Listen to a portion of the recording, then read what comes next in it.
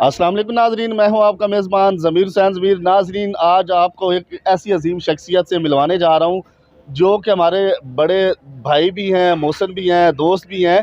तो पाक आर्मी ने इन्होंने अपनी बहुत सी जो है वो खिदमात सर अंजाम दी हैं और हाल ही में जो है इन्होंने जो है अपनी सर्विस मुकम्मल की है। तो आज इनसे खुसूसी मुलाकात हुई है, तो बातचीत करते हैं। जवेद भाई, आप एक तो हमें बताएं कि जो आपने अपनी पूरी लाइफ में सीखा है वो नाजरीन को क्या एडवाइस करेंगे, और उसके साथ ही साथ जो हाल ही में मोदी का हाल किया, ईरान की जो जंग हुई थी उसमें आप किस तरह अलर्ट थे, हालांकि आप तो अपनी सर्विसेज मुकम्मल कर चुके हैं। बिस्मिल्लाहिर्रहमानिर्रहीम।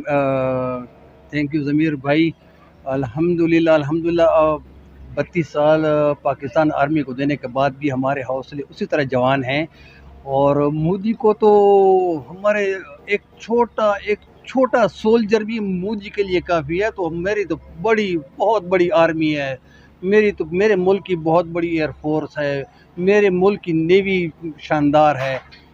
तो मोदी को मैं एक जवाब देना चाहता हूँ, सिर्फ एक जवाब, एक फिक्रे में, कि मोदी दोबारा कभी कोशिश ना करना। 10 मई अगर आपको याद है तो फिर कभी भी कोशिश ना करना, वरना आप यकीन करो कि ज़िंदगी की वो ज़लालत आपको उठानी पड़ेगी कि जिसका तुम तसव्वुर भी नहीं कर सकते हो। ये हो गया मोदी के लिए जवाब। तो ज़मीर भाई, बात यह है कि अल्हम्दुलिल्लाह आर्मी में बहुत कुछ सीखा, आर्मी ने हमें बहुत कुछ सिखाया है। और हम तो प्यार बांटने वाले हैं, प्यार तकसीम करने वाले हैं और प्यार करने वाले लोग हैं। बस सिर्फ एक रिक्वेस्ट है मेरी सब लोगों से कि किसी का हक ना खाओ। अपने हक पे अल्लाह का शुक्र अदा करो, किसी का हक ना खाओ। और यकीन करो, नमाज पढ़ो और अल्लाह को याद करो। जिनके माँ बाप जिंदे हैं, अपने माँ बाप की खिदमत करें, तो माँ बाप से बड़ा पीर रूए ज़मीन पर और कोई नहीं है।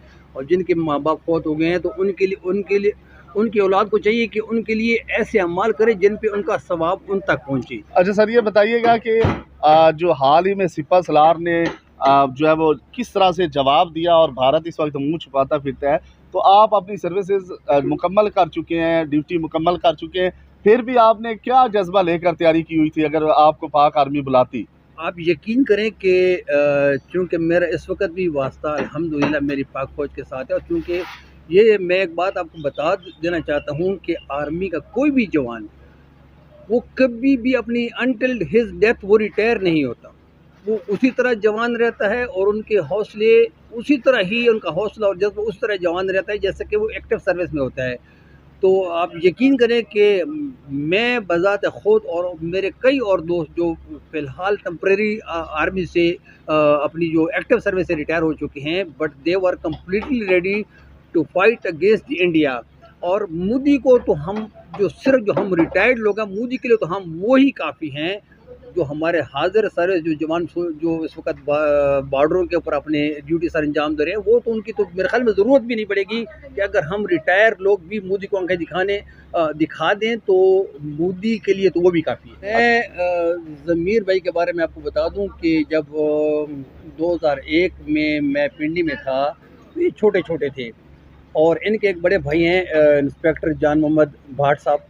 आप यकीन करें कि उनकी कुर्बानियों की वजह से और ज़मीर भाई की अनथक मेहनत की वजह से आज अल्हम्दुलिल्लाह ज़मीर भाई उस मकाम पे है और उस जगह पे अपनी सर्विसेज दे रहा है जहाँ पे शायद मिलियनियर लोग वहाँ पे जाने का सोच भी नहीं सकते। ये इनकी डेडिकेशन है जिनकी वजह से आज उस मकाम पे हैं कि जनाब ये एंथुसियास्टिकली और डेडिकेटेड मेथड के साथ ये वहाँ पे कवरेज करते हैं। अल्हम्दुलिल्लाह। बहुत शुक्रिया जवेद भाई, बहुत शुक्रिया आपकी मोहब्बतों का। बेस्ट ऑफ लक ज़मीर, और उम्मीद है इंशाल्लाह कि आप इस तरह काम करते रहेंगे और इस तरह अपना नाम रोशन करते रहेंगे। बहुत शुक्रिया जवेद भाई, बहुत शुक्रिया जवेद भाई आपकी मोहब्बतों का।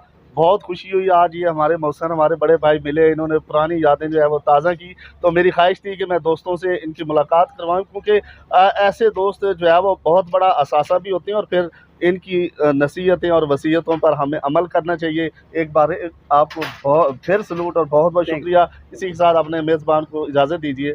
अल्लाह हाफ़िज़।